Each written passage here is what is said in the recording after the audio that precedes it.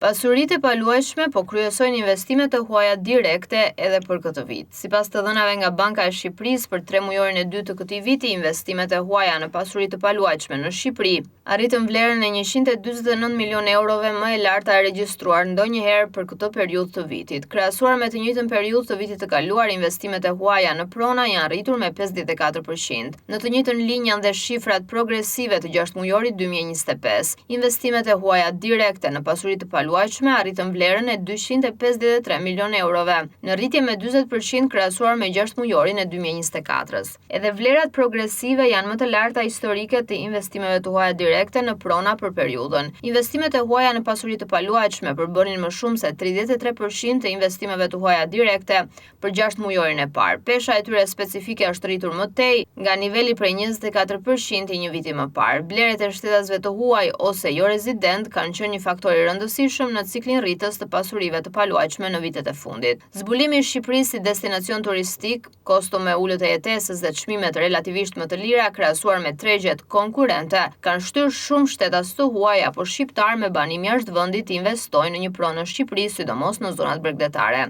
Sipas vërejtimit të Bankës së Shqipërisë për ecurinë e tregut të pasurive të paluajtshme në 6 mujorin e parë të këtij viti, rreth 15% e banesave të shqitura janë raportuar të blera nga shtetas jo rezident. Nga këta rreth 71% rezultojnë shtetas të vendeve të Bashkimit Evropian. Sektori i dytë për nga vlerat e investimeve të huaja direkte në gjysmën e parë të këtij viti ishte ai i aktiviteteve financiare. Investimet e huaja direkte në këtë sektor arritën vlerën e 147 milionë eurove me një rritje prej 17% krahasuar me gjysmën e parë të vitit të kaluar. Sidomos sektori bankar vazhdon të sjellë në vazhdimsi flukse të konsiderueshme investimesh të mbështetura nga fitimet e larta vjetore, por edhe nga rritja e kërkesave rregullatore për kapital në vitet e fundit.